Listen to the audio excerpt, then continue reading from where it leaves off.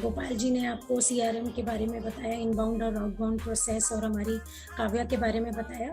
तो अब मैं आपको थोड़ा सा इंट्रोडक्शन देना चाहूँगी सीएसआर के बारे में। कंपनी का एकमात्र उद्देश्य सिर्फ प्रॉफिट कमाना ही नहीं होता, उसकी कुछ सोशल रिस्पॉन्सिबिलिटीज भी हैं जो उनको निभानी पड़ती है, जिन्हें कि हम सीएसआर कहते हैं।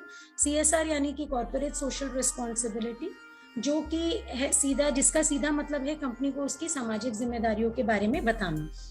ये नियम भारत में 1 अप्रैल 2014 में लागू हुआ था। हालांकि हमारी जो कंपनी है वो बहुत पहले से ही इसमें अपना योगदान देती रही है।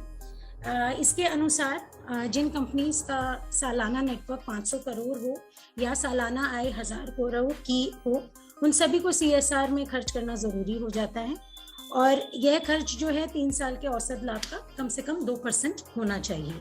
तो मैं कुछ इसके अंतर्गत बताना चाहूँगी कि कंपनी ने कब कब और कहाँ कहाँ अपना योगदान दिया।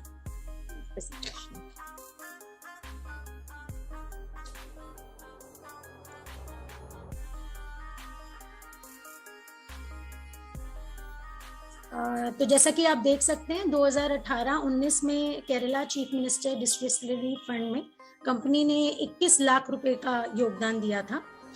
इसके अलावा कंपनी ने 2019-20 में वेद विज्ञान महाविद्यापीठ में 1 करोड़ से भी अधिक की राशि बच्चों के स्कूल बैग्स, यूनिफॉर्म्स, बुक्स, उनके ट्रांसपोर्टेशन, उनके मिड डे मील्स के लिए इतनी बड़ी राशि दान दी।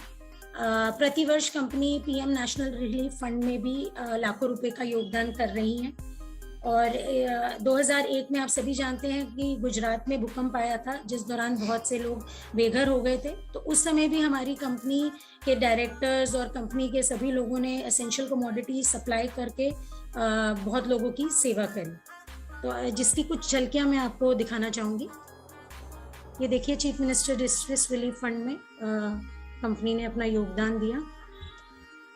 इसके अलावा वेद विज्ञान में, जैसे कि मैंने बताया, कि बुक्स और यूनिफॉर्म्स के लिए उन्होंने दान दिया, राशि दान दी। गुजरात अर्थक्वेक रिलीफ में हमारी कंपनी, जिसमें कि हमारे सभी डायरेक्टर्स भी डायरेक्ट इस कॉज के लिए जुड़े हुए थे, आप देख सकते हैं। इसके अलावा कंपनी में पीएसआर की भी योजना है। अब मैं आप सभी को पीएसआर के बारे में भी बताना चाहूँगी। पीएसआर का मतलब है पर्सनल सोशल रिस्पॉन्सिबिलिटी, यानी कि जो लोग कंपनी से जुड़े हैं उन सभी को व्यक्तिगत रूप से योगदान के लिए प्रेरित करना। और अभी हाल ही में हम लोगों ने एक संस्था में गए और वहाँ पे कंपनी के जो भी टीम लीडर्स हैं और कंपनी के टॉप लीडर्स हैं और हमारी सेफ शॉप की टीम है, उन्होंने मिलकर इस संस्था में अपना योगदान दिया। जैसे कि आप स्क्रीन पे देख पा रहे हैं, उस संस्था का नाम है इंडिया विजन फाउंडेशन, जो कि डॉक्टर किरण बेदी द्वारा 1994 में स्थापित की गई थी। ये एक एनजीओ है और इस जो संस्था का मुख्य उद्देश्य है वो है कि जितने भी लोग जो कि कैदी हैं, इस जेल में बंद हैं, उन सभी का सुधार करना, उनके बच्चों को शिक्षा प्राप्त करवाना और ऐसी सोसाइटी का निर्माण करना जो कि अपराध मुक्त हो। अभी हाल ही में हम लोग ने इस संस्था को विजिट किया। हम सेफ शॉप के सभी लोग वहाँ गए, वहाँ जाके देखा कैसे वहाँ के बच्चे जो हैं वो पढ़ते हैं, कैसे उनको अवसर प्रदान किए जाते हैं, किस तरह की उनको अपॉर्चुनिटीज़ दी जाती हैं, कैसे उन सबको रखा जाता है, ध्यान रखा जाता है।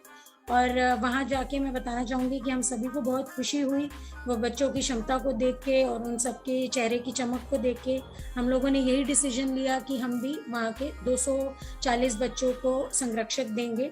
और मैं सभी को बताना चाहूँगी कि अभी तक हम 150 से अधिक बच्चों को उनकी पढ़ाई और उनकी परवरिश का जो है जिम्मेदारी उठा चुके हैं।